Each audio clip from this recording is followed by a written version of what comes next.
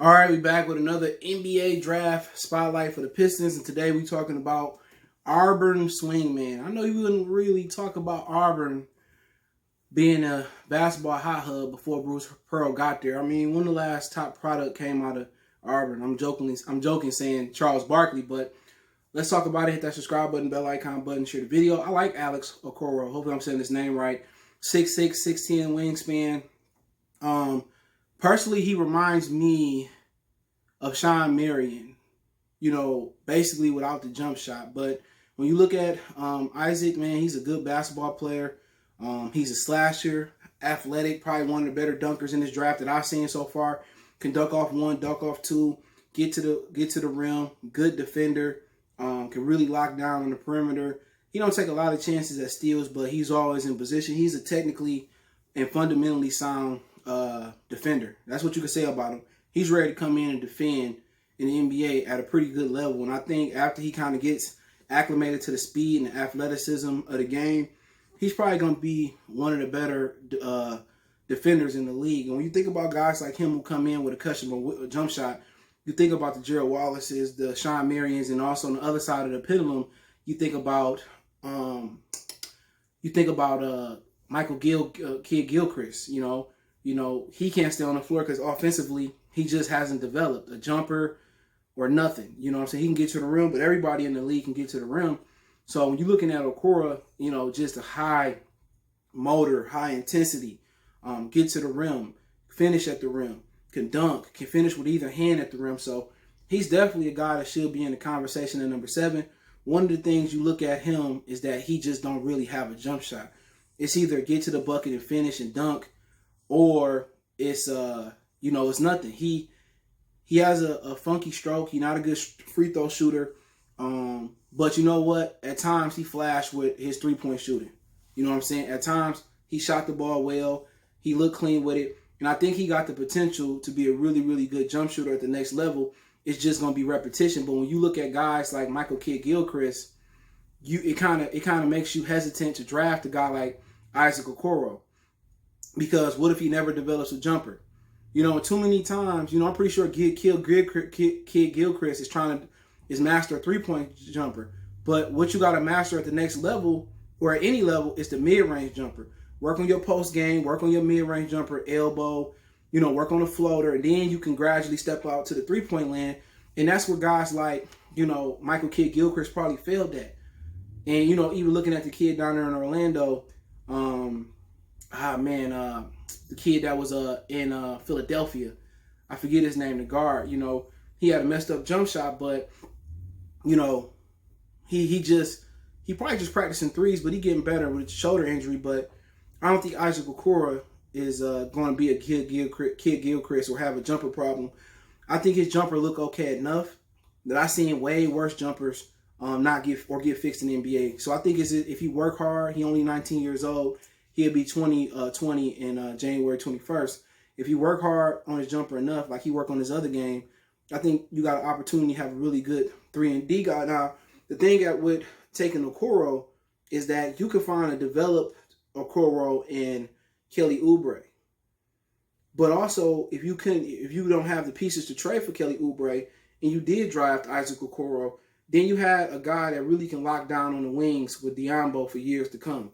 They can be your version of Paul George and Kawhi Leonard or Jaylen Brown and Jason Tatum. But other things I noticed in this game is that, he a good finisher, he a good rebounder, he a good defender. He does everything pretty good besides a jump shot, but a jump shot can be developed. And I think he shoot it good enough for the Pistons to consider him at 7 because he could be the next Jimmy Butler. Remember, Jimmy didn't have a jump shot. Kawhi didn't really have a jump shot coming into the league. So you can't just gloss over this dude and say, oh, because he got a jumper, we can't take him. Or he ain't, him and Diambo can make a nice combination on the wings and locking stuff down for a long time to go.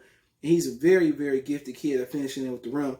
If you get a point guard or you can find a point guard that can really push the pace, he can really be an asset on the wing. So guys like Gerald Wallace, Sean Marion, it kind of puts you in a mind of Isaac Okoro, Jimmy Butler, Kawhi Leonard.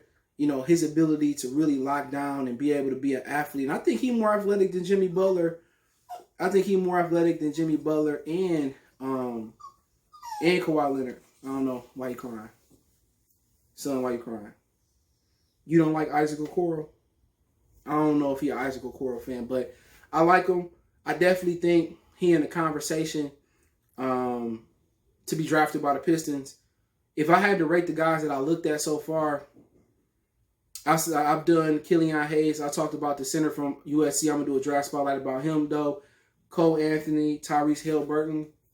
To be honest, if Troy Weaver told me, boy, don't you kiss me. If Troy Weaver told me that we just need the best player available out of the guys I looked so far, and I haven't looked at everybody so far. So it's Cole Anthony, the center from Okongwu from USC. I looked at him briefly. Haliburton, Cole Anthony. I said Killian. So I ain't looked at a lot of people lately, but you know what? Right now, he's my favorite that I looked at. You know, do I like other guys without looking at their film first? Oh, I love Wiseman. All right, I love him. I like LaMelo. But I think Okoro is probably my favorite prospect. And I also looked at the kid from Vanderbilt, the shooter. Okoro is probably my favorite prospect that I've looked at so far. And I'm not concerned about the jumper. I think he could develop that. He's young, athletic. Diambo will be 20 this year. He'll be 20 next year.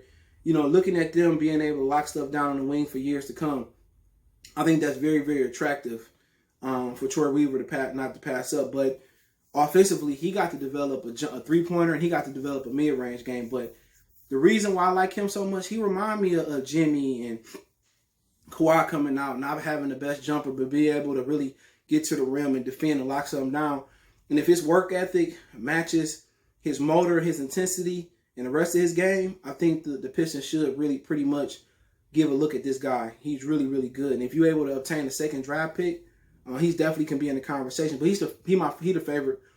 He's my favorite guy I looked at so far. So, I mean, kind of brief recap. Athleticism off the board. Being able to dunk off one, dunk off two. He can finish with the left hand and the right hand, unlike Killian Hayes.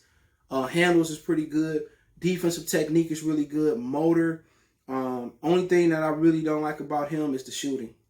You know, and I think that's something that you could develop, you know, with time. So he the favorite guy I did a draft spotlight on so far, man. I think he got an opportunity. I think his ceiling is Kawhi Leonard. You know, I think it's Kawhi Leonard, Jimmy Butler, top 5, top 10 player in the league. You could probably say that about RJ Hampton and a lot of guys, but I think he got a high ceiling being at 19, being able to be polished on the defensive end already, having a motor, intensity, being able to athleticism. He definitely could be one of the top players in the world if he just get the offensive repertoire. And a lot of teams passed up on Kawhi Leonard because he didn't have the offensive repertoire, but he worked hard, and now he one of the 2, 3, 4, 5 best players in the league. You look at Jimmy Butler, same thing. Came in, not the athlete Okoro is, but they came in the league and they worked on their offense, and the defense came natural. So I like him. I put him in that class of player coming into this league. Remember, Jimmy wasn't a high draft pick, and neither was Kawhi Leonard. Not sure what Sean Marion was or Joe Wallace was, but he kind of remind me of that class of player. Could he end up being a Michael Kidd-Gilchrist? Possibly. I mean, I think that's his floor, but I don't really think so. But hey, let me know what you guys think. Check out the Detroit Pistons Talk playlist. I put these in the Piston playlist and the Draft Spotlight playlist. The Draft Spotlight is mixed up with Lions Draft Spotlights as well too, but I appreciate it. Don't forget me on Facebook, Instagram, Twitter. Reach out if you have business question, query, sponsorship, video requests. And Mr. Mason, he says bye. One time for the one time, we gone.